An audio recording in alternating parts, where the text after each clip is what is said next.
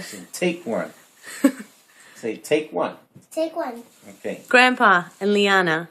Say, hi, everybody. Hi, everybody. Okay, so I want to know your English story.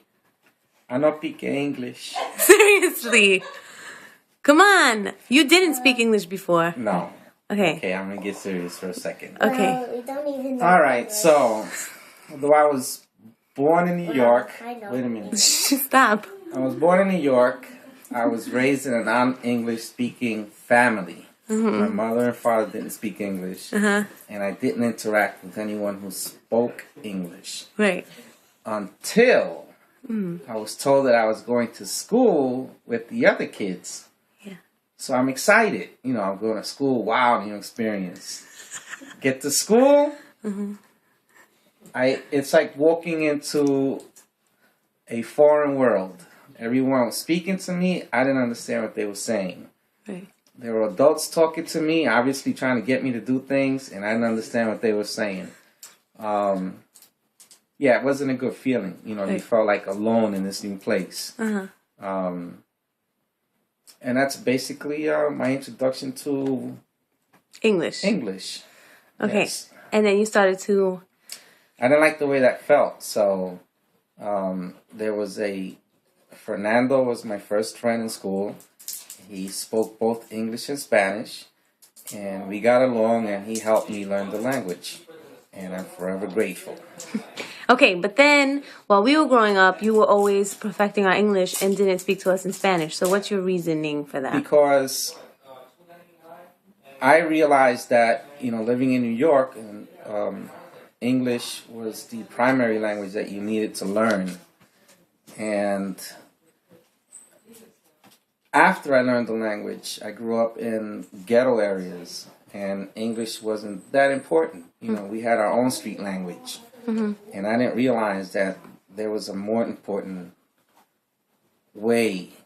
You had to learn proper English once you stepped out of the ghetto, but when you're in it, it didn't matter. So was Spanglish in the ghetto? So what happens is you end up speaking Spanglish, and then that's normal. Yeah. You know, until you realize, like, now I'm going to college. You know, I'm meeting people who aren't from my neighborhood, who don't speak the way I speak, who don't speak the way my friends used to speak. And that's when I realized I don't want my kids not understanding this from the very beginning. From the very beginning, I want them to speak it properly. Right. And not get caught up with the Spanglish. Not that I'm knocking the Spanglish. I understand how it comes about. You know, but, you know, I made it a concerted effort to get you out of that as quickly as possible.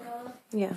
You know, and we still have family members and friends who speak, quote unquote, Spanglish. Yeah. But, you know, so I concentrated. You know, that was a horrible feeling for a kid. And I didn't want to feel that way, and I didn't want you guys to feel that way. And I went through it twice. You know, once I learned it, I then was thrusted into the world outside the ghetto. And I felt the same way that I felt when I first went to school. So, you know, it's twice I felt that way. Oh, okay. So, yeah. So if you guys, you know, a lot of people in the family and my friends will tell you that I was very annoying, you know, correcting the mistakes that I would hear them make. Like, excuse me, Liana. Wait a minute. You kicked this. Okay, so put it down. Stop.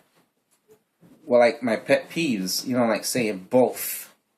And that's normal. Bathroom. In the ghetto, that's normal. That's not a problem. That's normal English. But once you step out of the ghetto, that can have adverse effects on where you're trying to go. You know, job interview, you don't realize it growing up. You realize it after you step out of it.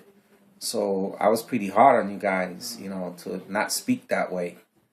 And it wasn't that I didn't want you to sound like you were from the ghetto. In a way, I don't know. That's like doesn't make any sense to say it that way. Okay. But it's not because of any shame. You know, that's where I'm from. That's where I grew up. I'm not ashamed of it. You know, it's just circumstances. But I just wanted you guys to have that ammunition. And, you know, you speak the language properly. Go to an interview. And, you know, and progress. And in doing so, I put less emphasis on Spanish. You know, to me, it was like a hindrance since I didn't master English first. And I should have focused on both, but because of my experiences, I really, really focused on English. Ta-da! Well, we appreciate it. Thank you, sir. You're welcome. Liana, do you speak English? Yes. What is your nickname for your dog Lola? My little Lolita Chiquita. Say bye. No, I'm gonna talk about shoes. No. Bye-bye. Okay, bye. Bye You have to then. say bye. Bye. Say bye. Bye.